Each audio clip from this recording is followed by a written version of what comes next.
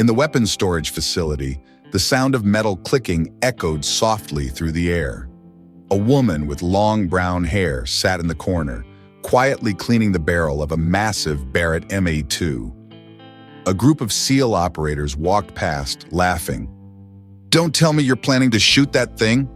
It weighs twice what you do." The laughter hadn't faded when the SEAL commander entered, his eyes focused intently. Light glinted from inside her pocket, a silver coin clearly engraved. World record, 3,247 meters. The atmosphere went dead silent. Reina Vasquez had spent the last 4 years perfecting the art of being professionally invisible among some of the most elite warriors in the United States military.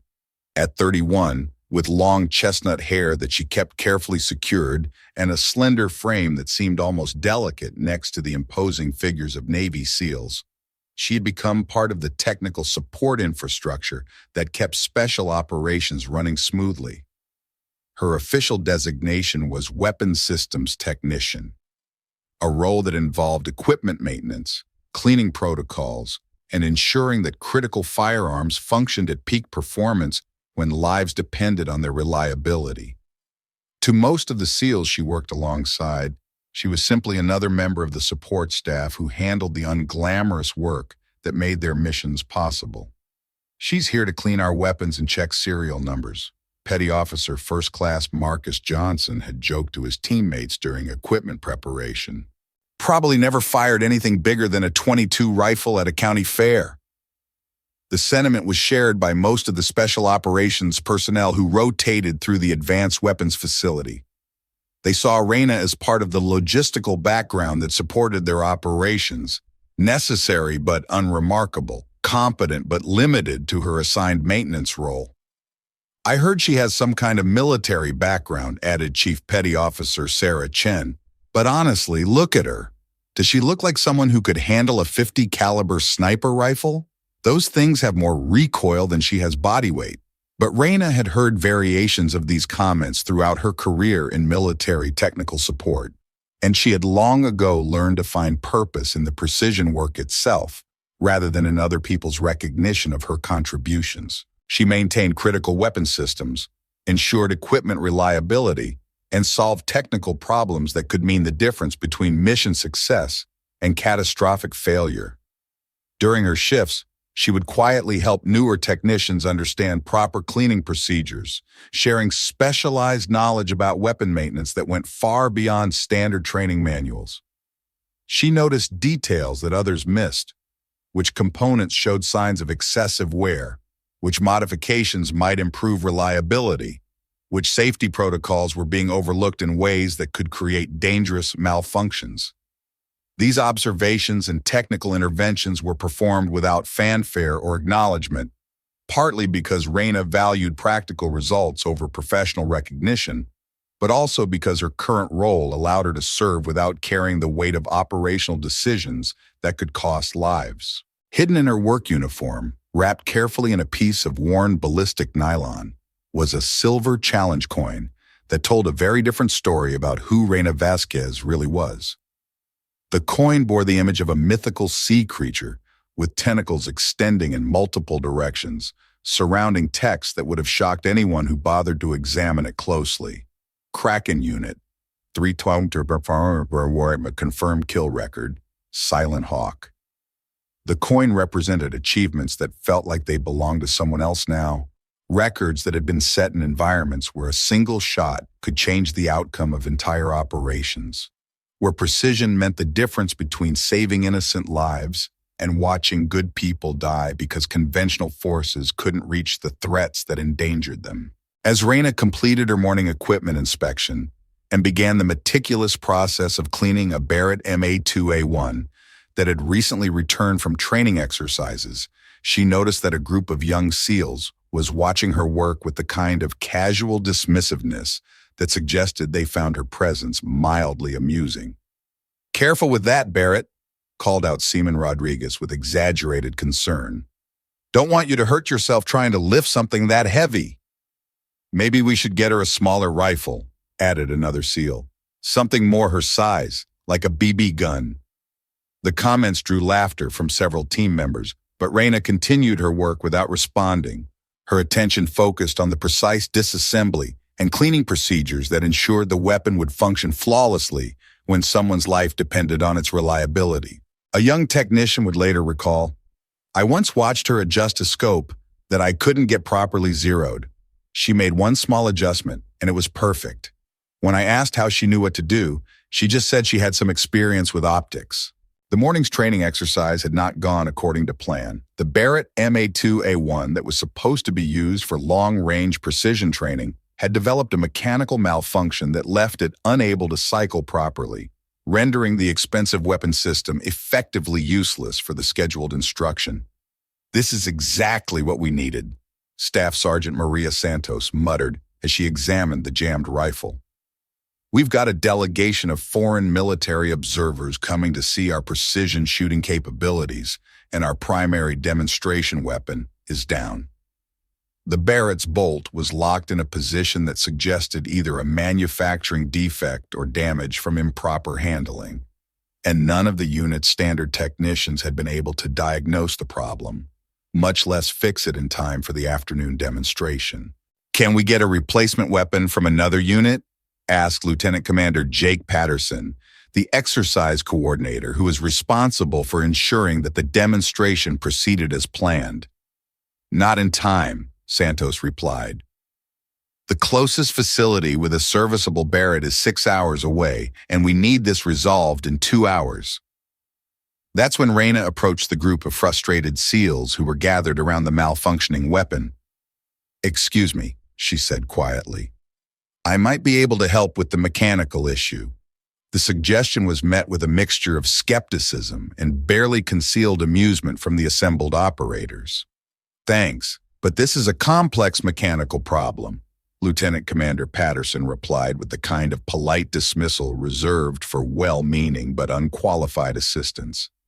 "We need someone with advanced weapon systems training." "Ma'am, no offense," added Chief Petty Officer Chen, "but this isn't like cleaning a rifle. This requires understanding the Barrett's internal mechanisms and advanced troubleshooting procedures." But Raina was already examining the weapon with the kind of systematic attention that spoke of extensive familiarity with its design and operation. Her hands moved over the rifle's components with movements that seemed automatic, checking tolerances and clearances with the confidence of someone who had performed similar diagnostics countless times. "The bolt is binding because the gas system is overpressurized," she observed after less than 30 seconds of examination. "Someone installed the wrong gas regulator, probably during routine maintenance. The part looks correct, but the internal specifications are wrong." The specificity of her diagnosis made several SEALs look at her more closely. This wasn't the general mechanical knowledge that someone with basic technical training might possess. It was the detailed expertise of someone who understood the Barrett M82A1 system at a professional level. "How could you possibly know that?" Staff Sergeant Santos asked, studying Raina's face with new interest. "The gas port pressure affects bolt velocity, which changes the timing of the entire cycling mechanism," Raina explained, already beginning the precise disassembly procedures that would allow her to access the problematic component.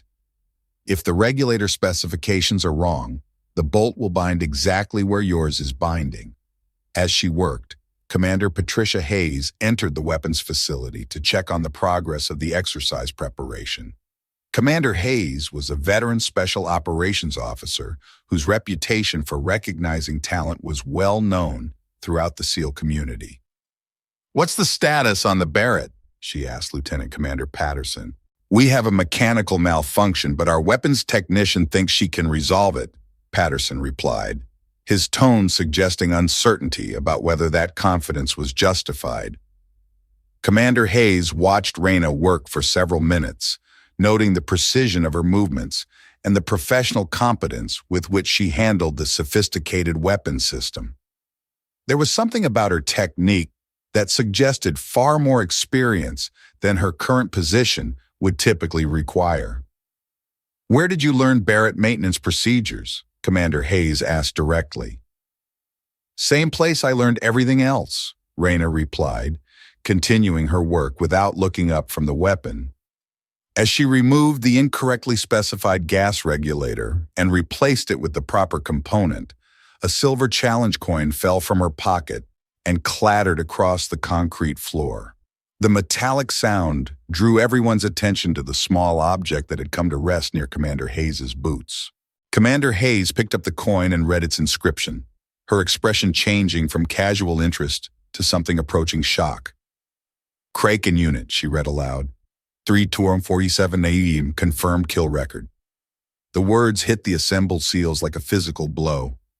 Everyone familiar with military history knew about the world record for longest confirmed sniper kill, a shot that had been achieved under combat conditions that most people could barely imagine.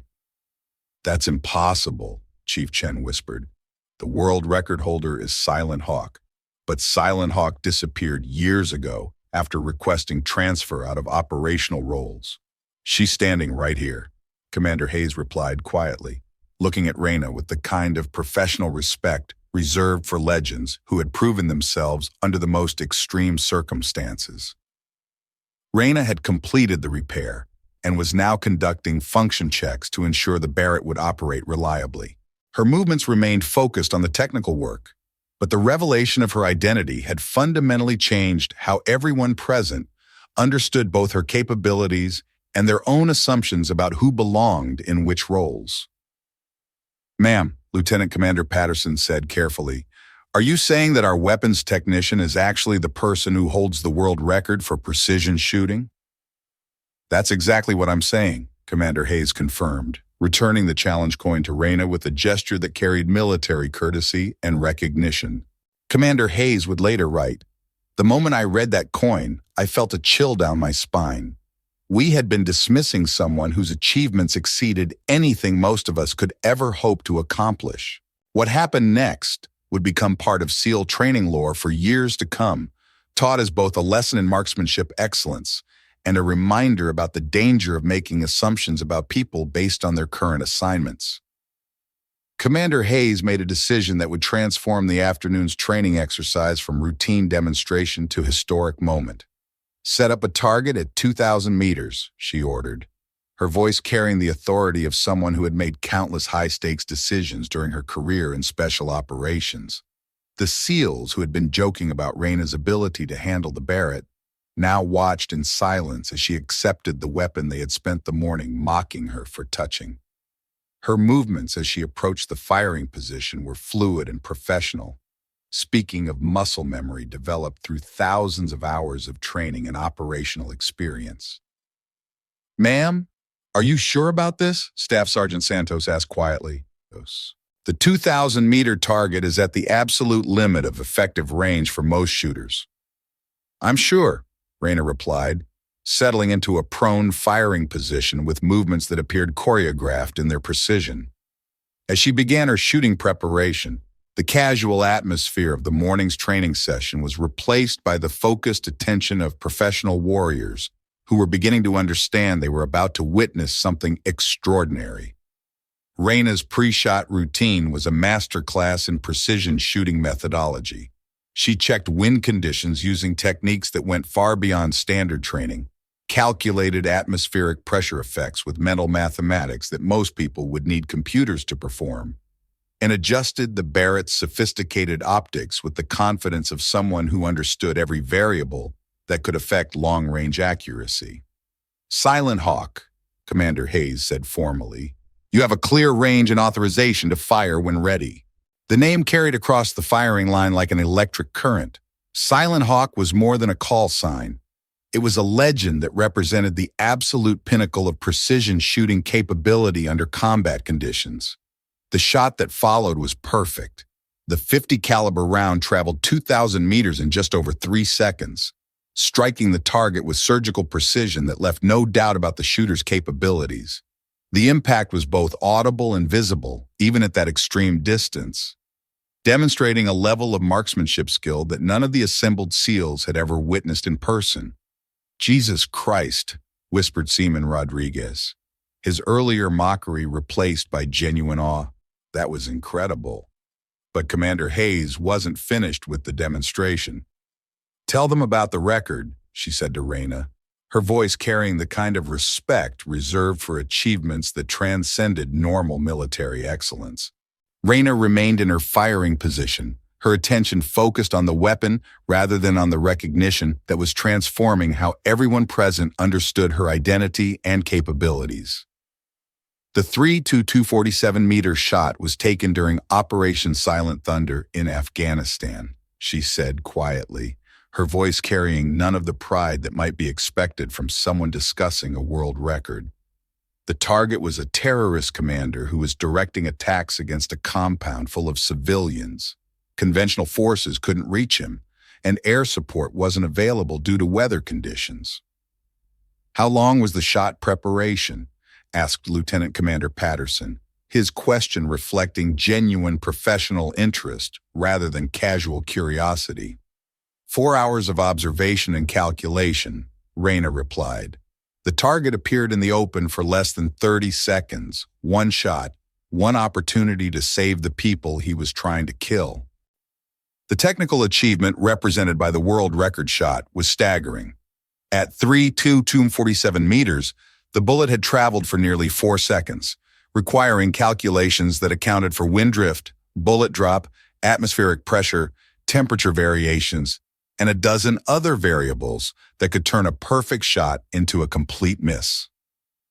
"But that wasn't the reason I left operational shooting," Raina continued, finally looking up from the Barrett to address the assembled group. 2 days after the record shot, my spotter was killed during extraction. Miguel Santos was the best partner anyone could ask for, and he died because I accepted a mission that should have been refused. The revelation added depth to her story that went beyond technical achievement. The world record holder had walked away from operational shooting, not because she couldn't handle the pressure, but because she had decided the human cost was too high for her to continue. "So you requested transfer to technical support," Commander Hayes said, understanding the decision in a way that only career military personnel could appreciate. "I wanted to serve in a way that didn't require me to make life and death decisions from 3,000 meters away," Raina confirmed, maintaining weapons, ensuring reliability, supporting other people's missions. That felt like a way to contribute without carrying the weight of being someone's last hope. The SEALs who had been joking about her capabilities hours earlier now stood in respectful silence, understanding that they had witnessed something far beyond a shooting demonstration. They had been given insight into the mindset of someone who had achieved the ultimate pinnacle of precision shooting and then chosen service over recognition. "Ma'am," Chief Petty Officer Chen said formally, "I want to apologize for the comments we made earlier. We had no idea who you were or what you had accomplished." "You don't need to apologize," Raina replied, beginning the process of clearing and securing the Barrett. "You reacted based on the information you had. The important thing is that this weapon will function properly when someone needs it to save lives." Commander Hayes stepped forward to address the entire group. "Ladies and gentlemen, you've just received training from the person who holds the world record for precision shooting. But more importantly, you've learned something about making assumptions based on people's current assignments rather than their full capabilities." She turned to Raina with the kind of formal respect that military professionals reserve for extraordinary achievement. "Silent Hawk, on behalf of this entire unit, thank you for demonstrating what precision really means. And thank you for choosing to continue serving, even if it's in a different capacity." "Everyone deserves to have equipment they can trust," Raina replied simply. "That's enough purpose for anyone." As the afternoon demonstration concluded, word of what had happened began spreading through the special operations community. The story of the weapons technician, who turned out to be the world record holder for precision shooting, became an instant legend. But more importantly, it became a teaching moment about recognizing excellence wherever it chooses to serve.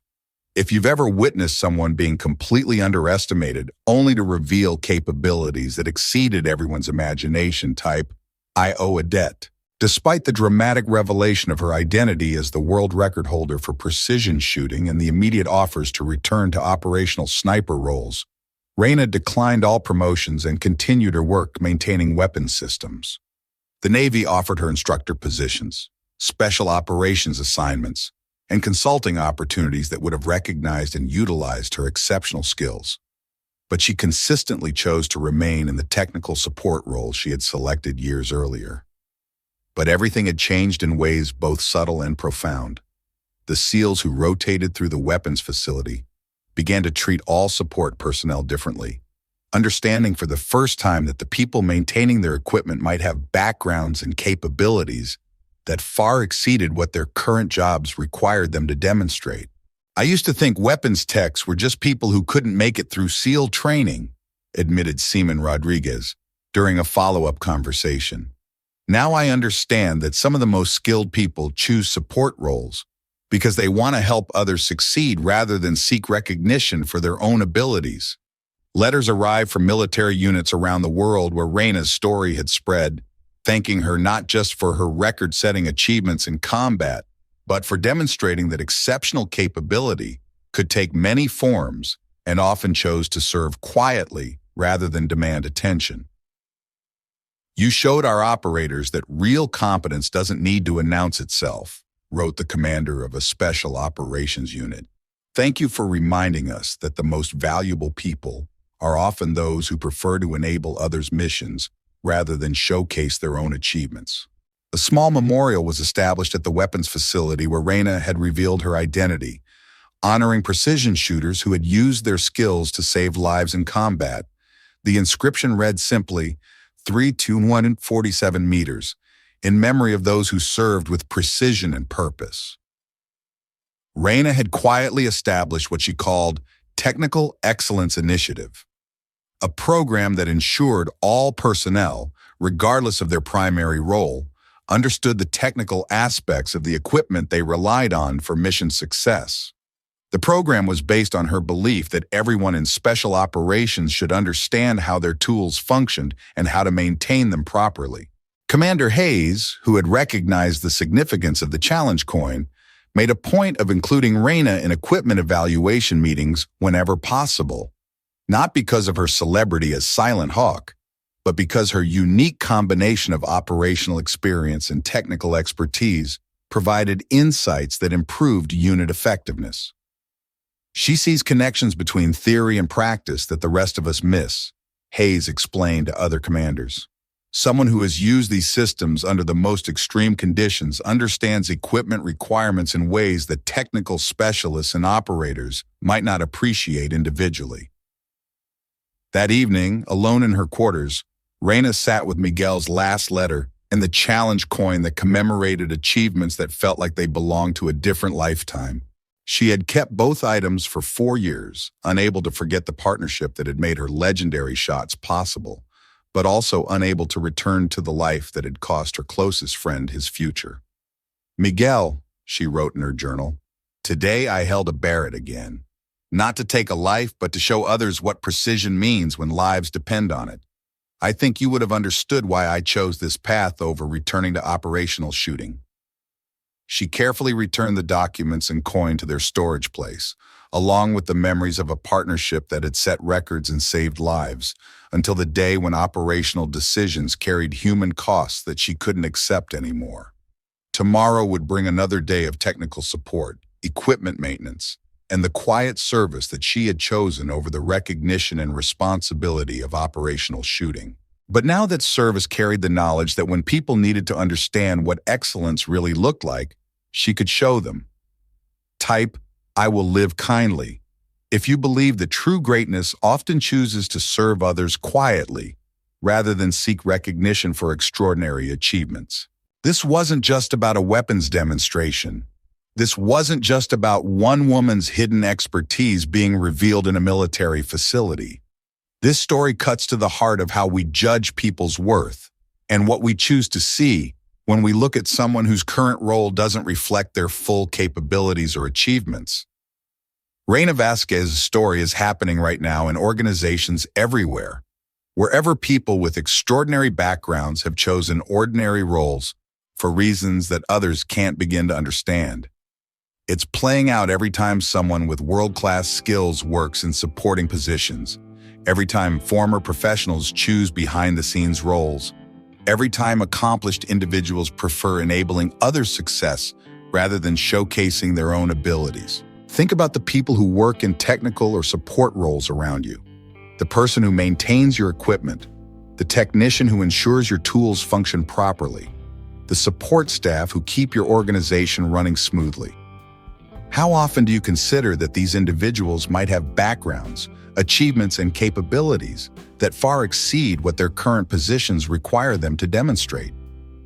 We live in a culture that often measures human worth by current job titles and visible markers of success, that assumes the most accomplished people announce their achievements through prestigious positions and public recognition.